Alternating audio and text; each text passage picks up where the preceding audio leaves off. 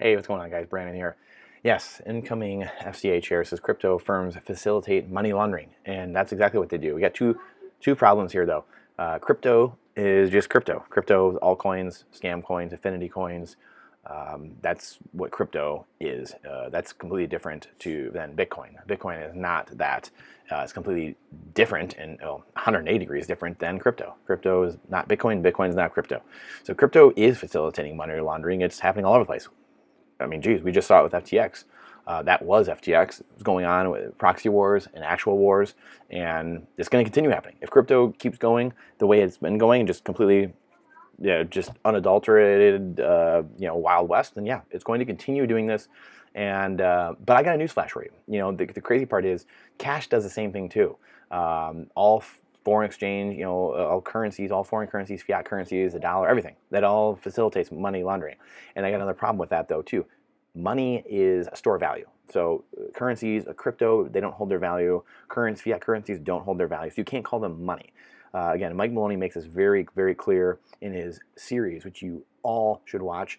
It's The Hidden Secrets of Money. There's a 10-part series, about 20 to 30 minutes each, beautifully done, millions of dollars to create this series. And it flies all over the world, showing exactly what money is. And money has to have a store of value as one of its characteristics.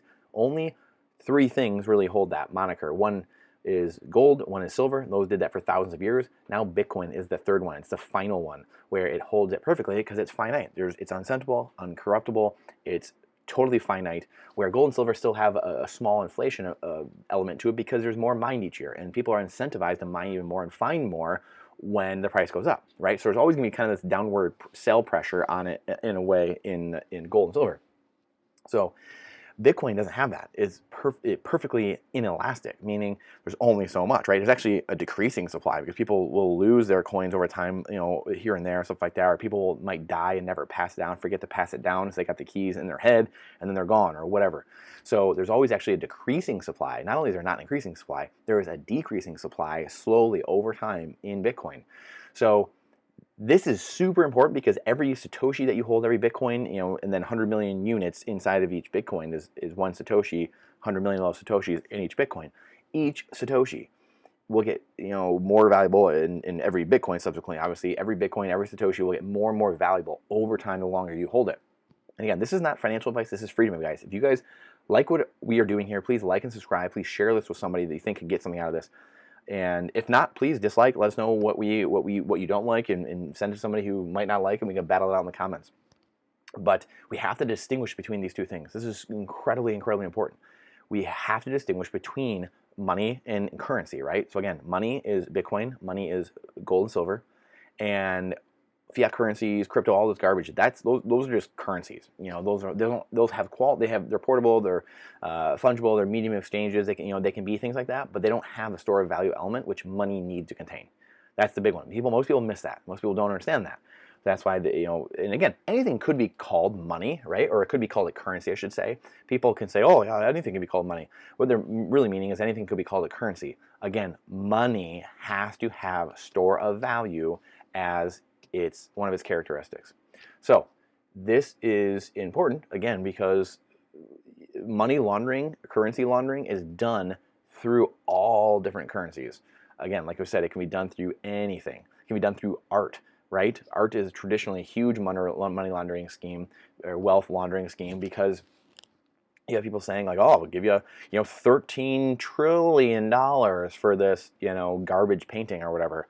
Well, that's a lot of times, stuff being laundered through the sale of different assets or things like that. So again, be very careful when you're reading things. Triangulate positions. This is what we say this all the time. Become independent. Become resilient. So you don't have to be at the behest of your employer. You don't have to be at the behest. Be independent. That way, you don't have to be at the behest of your government. You don't have to be at the behest of mass transportation. You don't have to be at the behest of other centralized entities. You want to harden yourself as much as possible for the times we're going into. We're going into the fourth turning.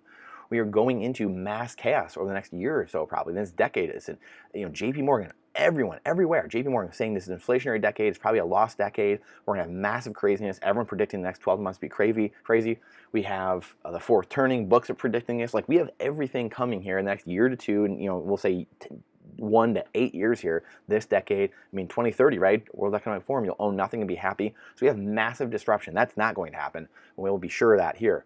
But you have to get prepared, because regardless, from no matter what end of the spectrum, things are crazy. And we just did a video about power grids being attacked everywhere in the United States over the last few months, and no one's talking about this.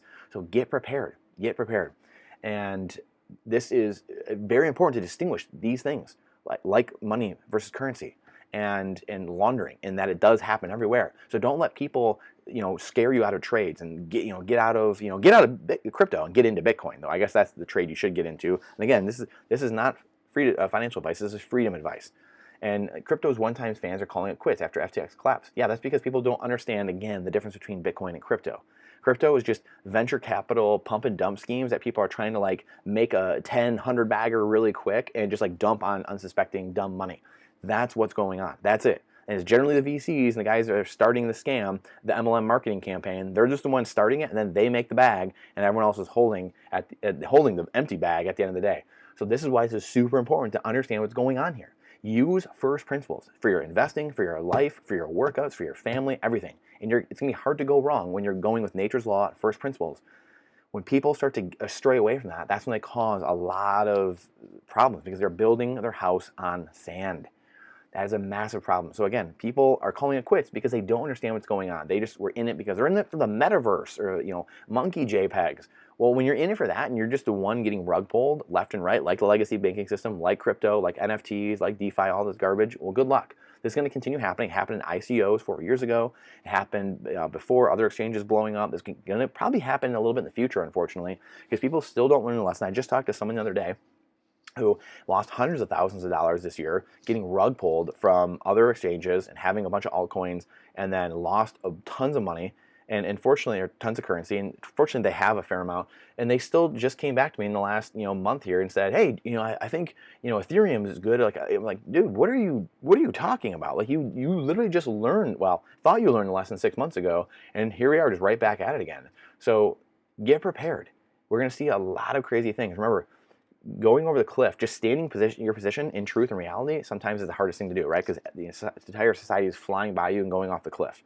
So let's hold our ground. Let's stand pat, and we have a lot are going to be rug pulled again in the future because they aren't mooring the riggings in a safe harbor in first principles. So I appreciate you guys. I appreciate the time, the attention, the energy. It's the most important asset we have, and it truly is. Time is Bitcoin, and Bitcoin is time, right? So we look forward to seeing you on the next one. Please like and subscribe and share it with someone you think might get something out of this. I look forward to seeing you on the next one.